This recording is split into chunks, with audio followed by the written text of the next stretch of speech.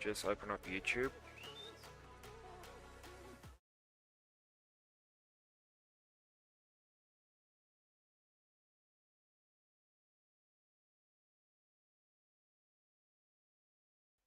Just give me a few seconds.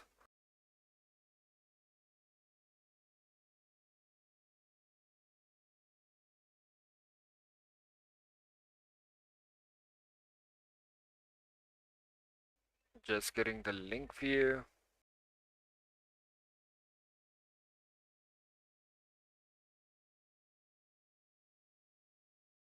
Alright, I sent you the link.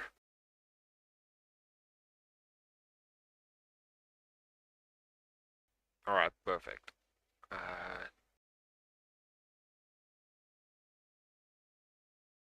Okay, so I think you might need to open up the link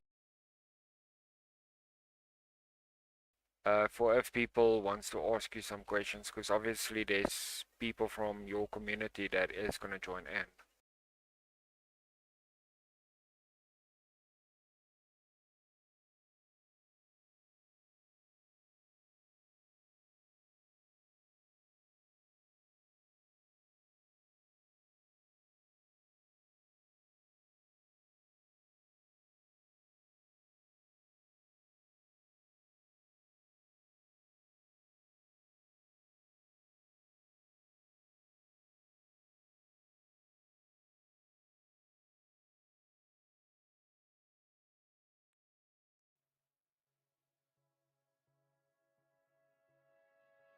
Yeah, it's rough. Sleep does not come easily these days. Yeah, no, makes sense. Okay, so are you ready to start?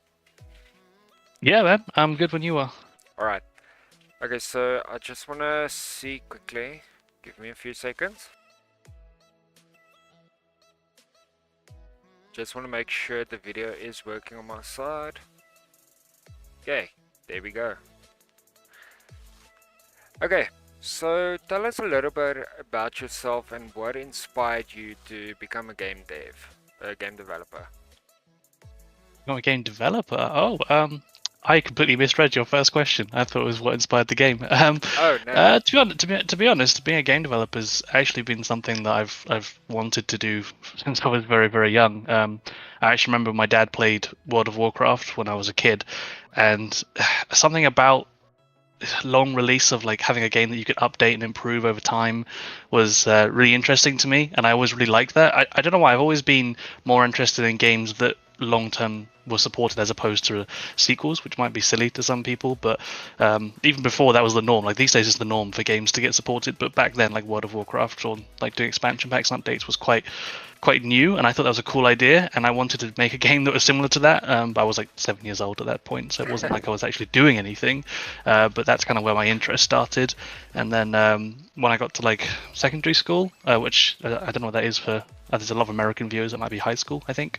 Yes. When I got to secondary school / high school, Unity was kind of just becoming a thing, like it became more well known then, and then back then it was like the only engine that you could really use for free. I think Unreal Engine was still locked down at that time, so I picked up Unity, made basically like a ball that rolled down a hill and thought it was an absolute masterpiece. And I was like, okay, I've made the world's best game. And I don't know, I've always been tinkering with Unity, for the last like 10, 15 years. And then when the pandemic hit a couple of years ago, or however longer that was now, I was off work for a while and I just had all this free time. And I was like, okay, I'm gonna sit down and I'm gonna actually make a game. I'm gonna actually finish a game this time, and that's kind of where it began. Okay, so that's quite interesting. Okay, so I guess this game you are making with Unity. Yeah, it's a bit of a sore topic at the moment with what happened recently. I don't know if you are familiar with the Unity stuff going on recently. Yes, with the 20 cents that they want to charge per podcast and, well, per install, sorry. Yeah. Obviously, they've gone back on it now, but it's definitely soured the relationship. I mean, Unity's been a bit. I've known for a while they had the CEO from DICE, or the old Battlefield one, that wanted to charge for reloads or something ridiculous. I've known about him for a while, so I've always kind of been watching carefully, but this is the first time they've done something where I'm like, okay, now we've got a problem on our hands. Yeah, But no, I'm like, no. I'm too far gone is far too far and I can't think of the word. Far too deep into development to switch easily. So I'll stick with it for now, and hopefully they don't do anything silly again. Yeah, no, that makes sense. But I'm actually surprised you use Unity with Fargone because normally these type of games are made with Unreal Engine. So, do you ever plan on rebuilding this game with UE, or is it completely gonna stay on Unity? I mean, I'd never say never to something. I definitely would like to try Unreal Engine, but the problem for me is Unreal Engine is it uses C++ for its language for code, Yes.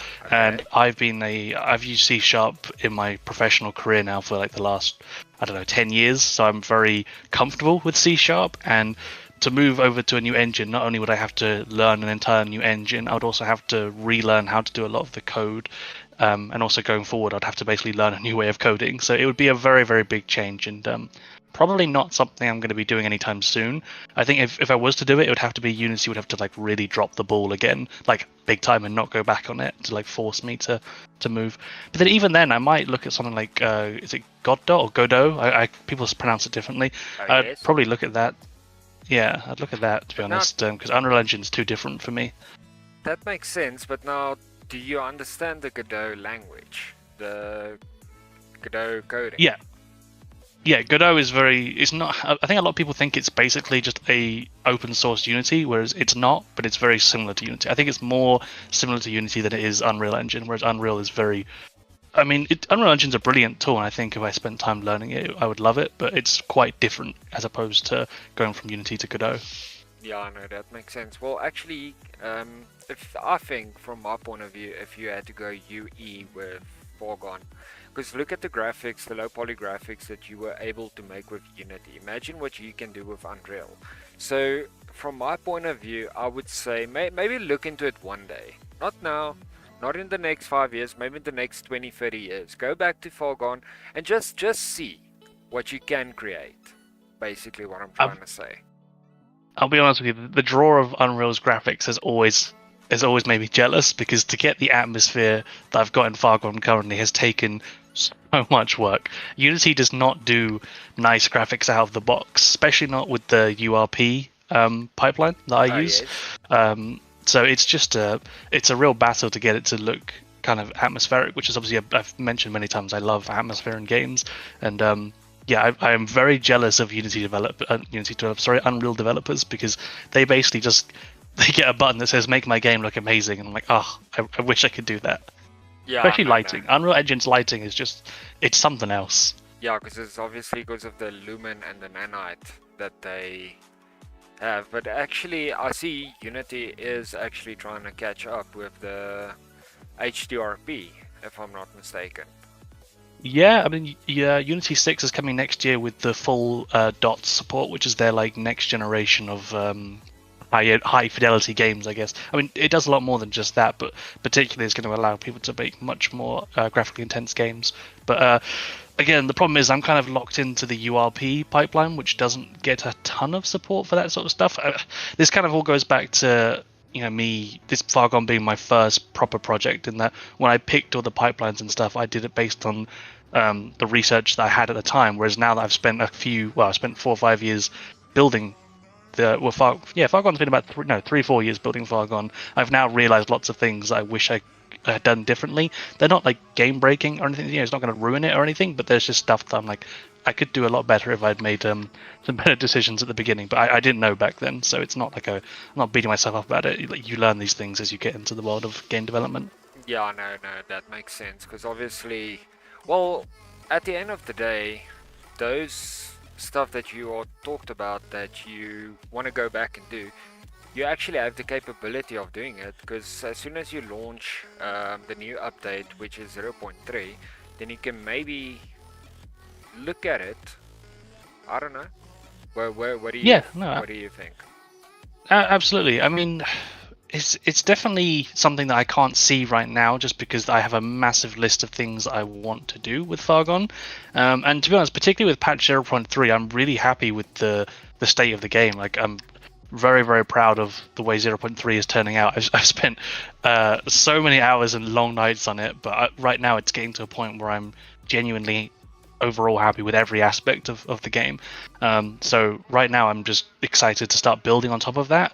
So the idea of doing more rebuilding scares the hell out of me, to be honest, because 0.3 has been a lot of work to rebuild old stuff, and it's definitely like I'm ready to just focus on new content for a while. But that's not to say that in a few years I might want to start looking at other options for it. I know I said I'm not too keen on sequels, but it might even be the case that I do go down the route of doing a Fargone 2 and take everything that I've learned and build an entirely new project, maybe using Unreal.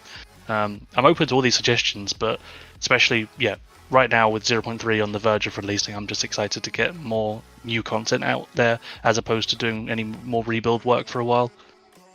That is actually I would actually, from my point of view, I would actually like a rebuild. Well, not a rebuild of this game, a sequel, as you were stating, to see. Okay, from my point of view, I did not see the end of the game yet. I'll be honest, I didn't. So It's not there yet. You wouldn't have seen it. It's not finished. okay, so there's no ending to the game yet. Okay. No, the main storyline hasn't even been really put into the game yet. I've put like a couple of missions to tease the story, but that will be probably closer towards the 1.0 release. Oh, okay, that makes sense. Okay, so now my next question. This is now where the storyline comes in. What is the what is the storyline of the game? And what are all the factions in the game, and what do all of the factions do? Like, what are the factions' jobs? Like, sure. So obviously, yeah. sorry, I'll let you finish. No, that's fine. Because obviously you have different factions in the game. So can you basically tell me what all of the factions' names are, and what do they do? Sure. I'll do my best to answer this question without looking like I don't understand my own game. 'Cause I'll be honest with you, right now a lot of the heavy story stuff is still being worked on. Like the first version of Early Access was to get the gameplay down and the general systems working, with a few little missions in just to kind of build out what the story will be. There's only a handful of factions right now in the game that are planned, and I'll be honest, the ones that are in the game right now are sort of the base factions. The more interesting and story focused ones are coming actually the first one's going to be coming very shortly post 0.3. I did tease them in the devlog recently, the SCF faction. Yes.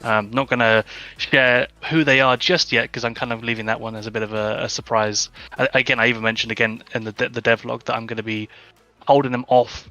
I'm not going to release them with 0.3 just because I want to add some story elements to them. They're going to be the first faction that has a proper heavy background.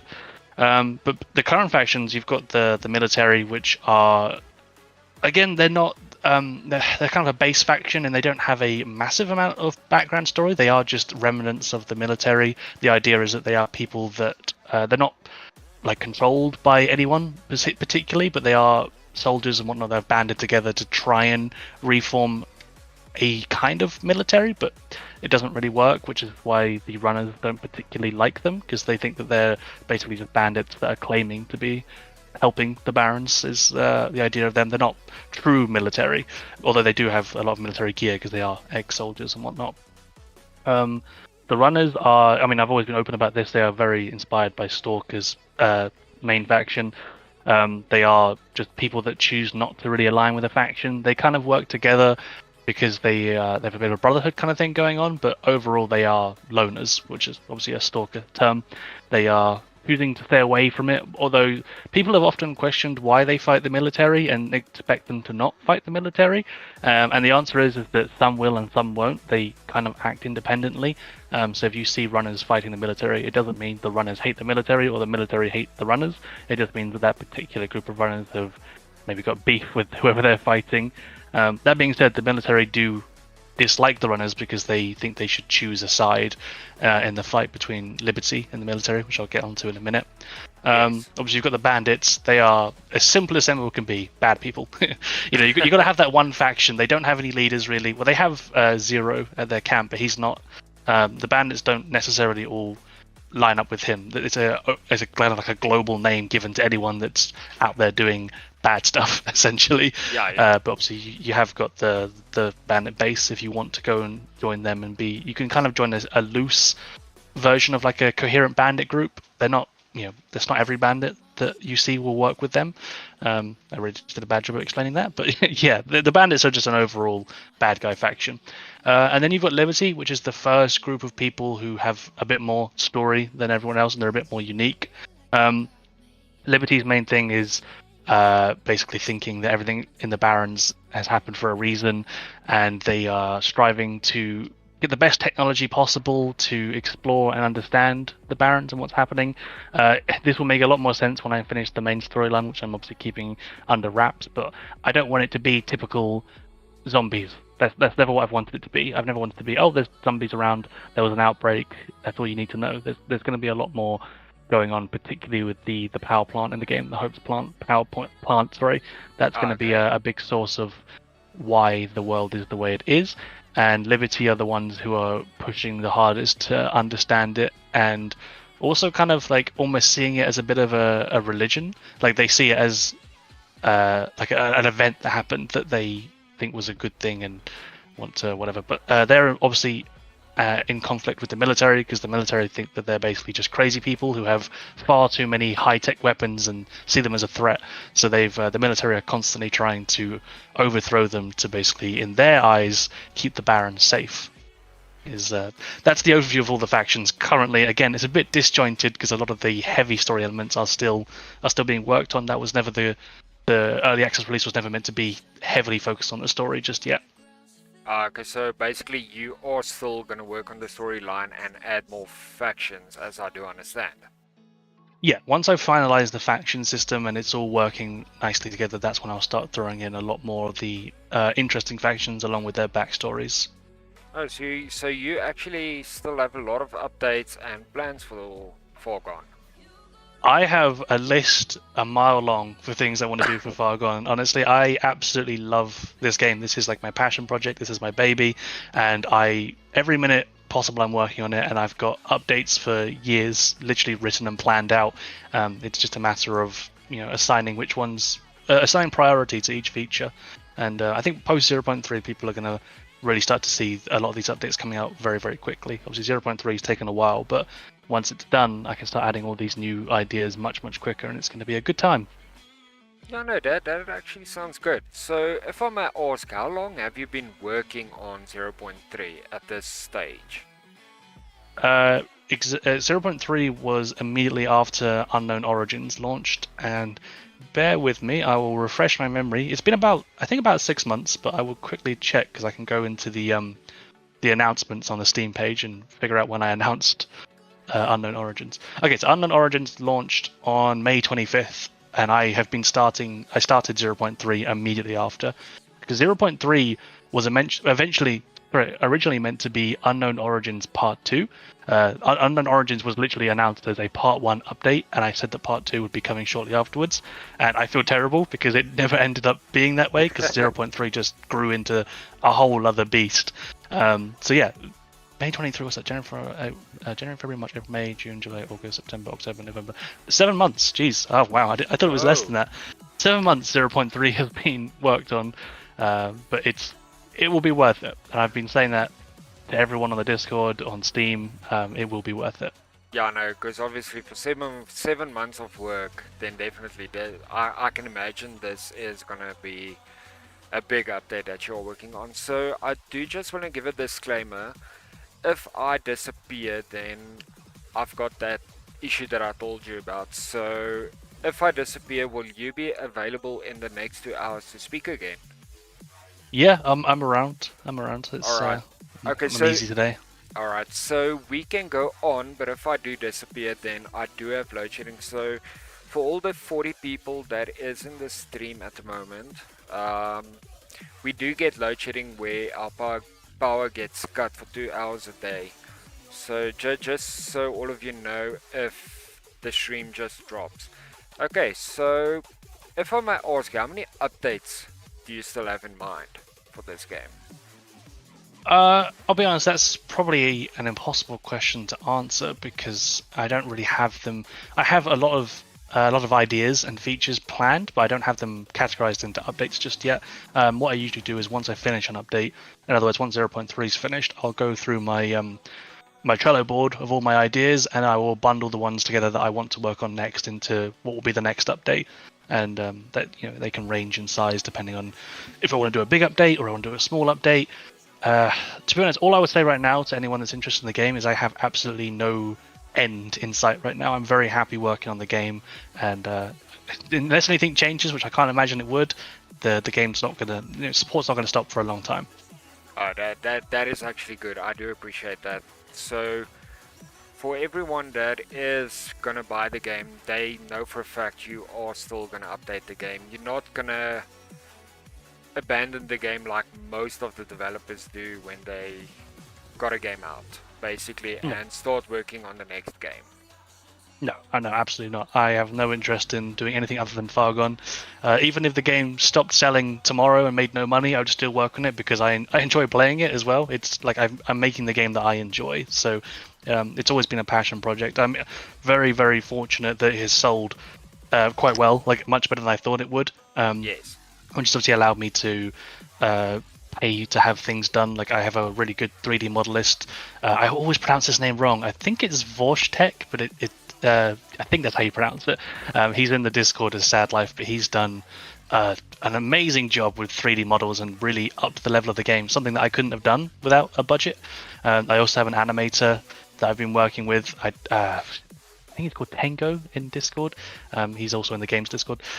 Both of those guys have allowed me to add stuff to the game that I didn't think was possible until I started making a bit of money from it. That's another thing. Everything the game's made has gone back into the game currently. All the business money that is being made is going back into it because the ultimate goal is to make this the best possible game it can be and to make the game that I want to play as well. So yeah.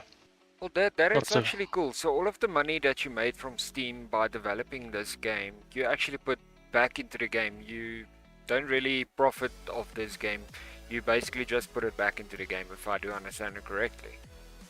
Yeah, I mean, disclaimer, obviously, I haven't spent every penny I've made, but it's sat in a business account, which only really is used to go back into the game. So everything that I take out of that business account is, generally speaking, for the game.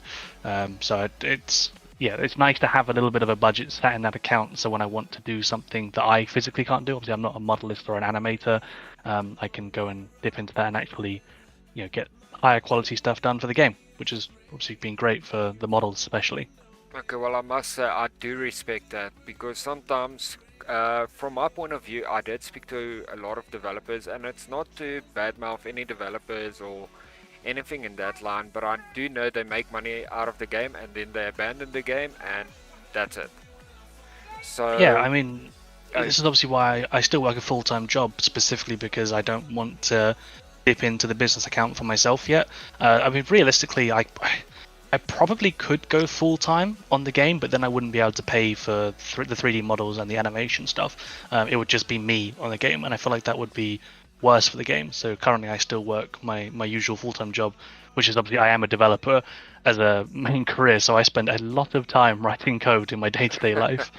But yeah, until something changes, I will keep my full-time job to allow me to continue to spend the sales money on stuff that I can't do, because as much as I could improve the game by having all my time free for it, I still think right now the game needs to move away from the assets that it's using, which we are doing with Watchtek's work. We are moving away from much of the Cinti stuff, so I think soon we'll have no assets left in the game, which I'm really excited about.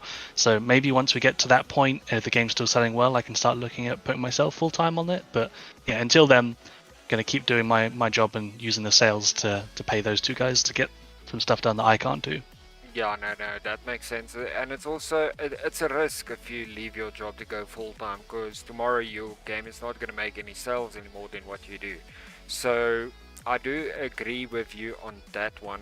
Use the sales and work on the game as you are doing now, from my point of view. But obviously, at the end of the day, it's your choice. What you want to do. Okay, so when do you plan on finishing the game and getting the game out of early access? And as soon as the game goes out of early access, do you still plan on doing updates on it, or you gonna completely stop doing any updates on it as soon as it goes out of early access? Yeah. No, I'll be continuing to update it post 1.0. I think I said that on the Steam page that the game will continue to basically get the same level of content it does now post full release. As for the full release, I said that the early access would be up to 2 years, and I would like to stick to that. I'm not gonna 100% say it will, because ultimately I will release it as 1.0 when I feel like it's in a good state. I will say I have no intention of doing. I'm not knocking the developers, they make a great game, but I'm not going to do like a 7 Days to Die where it's like an early access for 10 years. That doesn't interest me. Yes. I think that's not you're not early access at that point. You're just a full game releasing content on top of a full game. So I have no interest in doing that. I will. If I would say, if anything over 3 years would be too long for me. I mean, 2 years is the goal that I set for early access. But if it got to like 3 years, I'd probably start considering what I've done wrong, because that would be quite a long time in early access. But again, I don't think there's going to be much of a crossover between how I work on the game post full release. I think a lot of people think 1.0 means that everything changes. 1.0 to me just means the game is in a state where if I wanted to stop working, not that I would, but if I wanted to stop working on it, I could say that I wouldn't feel bad about the game that is currently for sale because it's a complete package. Whereas like if I, again, completely hypothetical, I'm not going to, but if I stopped working tomorrow on the game, I wouldn't feel comfortable leaving it on Steam because it's not a complete product. It's not what I want it to be. That's obviously what the early access badge is all about.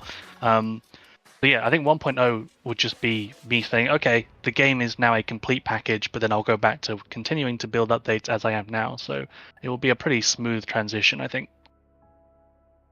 Okay, yeah, no, that makes sense.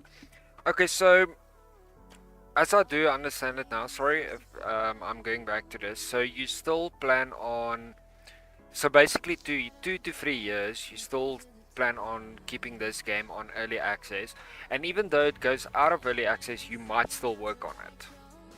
I know I definitely will. I definitely will still work on it. I'll 100% still be making updates post 0.3. I think even when I move on to a new project in the future, which I will make another game eventually because I enjoy making games, I will still be supporting Fargone. I mean, obviously, like the level of content might drop, but we're talking like years into the future. So anyone looking at the game now, there's no need for concern. I'm talking like 3, 4, 5 years later, I might decide, okay, I also want to build something else. But that doesn't mean that I'm just going to completely ignore Fargone.